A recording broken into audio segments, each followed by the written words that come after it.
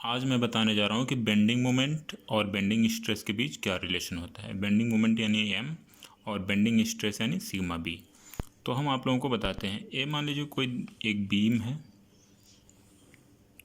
और इसी के बारे में हम जा रहे हैं एनालिसिस करने की इसमें जो है बेंडिंग मोमेंट और बेंडिंग स्ट्रेस के बीच क्या रिलेशन होगा। ए मान लीजिए इसका क्या है, न्यूट्रल सरफेस। ये बीच में हमने इसका क्या न्यूट्रल सरफेस बना दिया। अब इस सामने से अगर हम क्रॉस सेक्शन को देखें तो हम क्रॉस सेक्शन को यहाँ सामने हम बना रहे हैं। सामने से क्रॉस सेक्शन आपका ऐसे दिखाई देगा। ऐसा इसलिए दिखाई देगा, ये जो क्रॉस सेक्शन है इसकी जो डेप्थ डी है ये डी हो जाएगी और इसकी आप जो चौड़ाई देख रहे हैं मान लीजिए बी है। इस तरह आपको सामने से दिखेगा।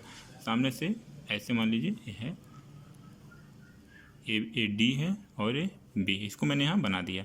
अब इसमें बीच में क्या दिखेगा, इधर से देखेंगे क्या बनेगा आपका ये, इसको मैंने आपको बता चुका है क्या होता है, न्यूट्रल एक्सिस होता है एन ए।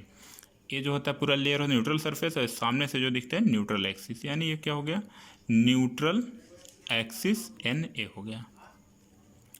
अब यहाँ से वाई डिस्टेंस पर न्यूट्रल एक्सिस से थोड़ा एलिमेंट्री एरिया हम डी ए लेते हैं। एलिमेंट्री एरिया हम क्या लेते हैं, डी ए। डिस्टेंस कितनी है, वाई।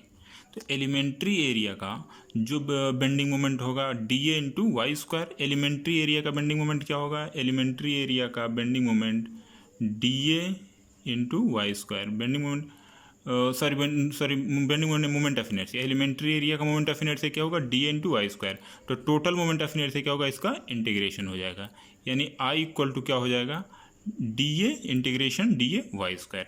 ये आपको बात समझ में आ गई। अब इसके लिए हम आगे चलते हैं। जो आई की वैल्यू हो जाएगी डी ए वाई स्क्वायर और डी ए में जो फोर्स लगेगा, फोर्स इक्वल टू क्या होता है, एलिमेंट्री एरिया का जो फोर्स होगा स्ट्रेस इनटू एरिया।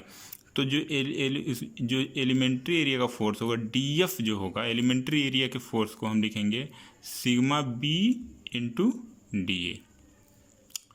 अब sigma b into d a. अब एलिमेंट्री एरिया का जो फोर्स इतना हो गया और इसका मोमेंट कितना हो जाएगा, इसका एलिमेंट्री एरिया का जो मोमेंट होगा d m, force into distance यानी डी एफ इंटू वाई।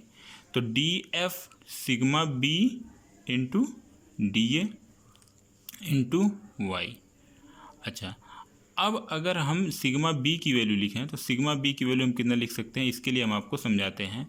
जो हमने इक्वेशन आपको बता चुका हूँ, sigma b divided by y equal to e by r. तो यहाँ से आप सिग्मा बी की वैल्यू कितना लिख सकते हैं, e by r into y. तो यही वैल्यू हम यहाँ पुट करेंगे। तो यहाँ हमको अब क्या मिल जाएगा, d m equal to sigma b की वैल्यू हम पुट कर दिए e by r into y into d A into y. तो अब यहाँ से आपके पास डी एम इक्वल टू हो जाएगा e by r y square d a, e by r y square d A.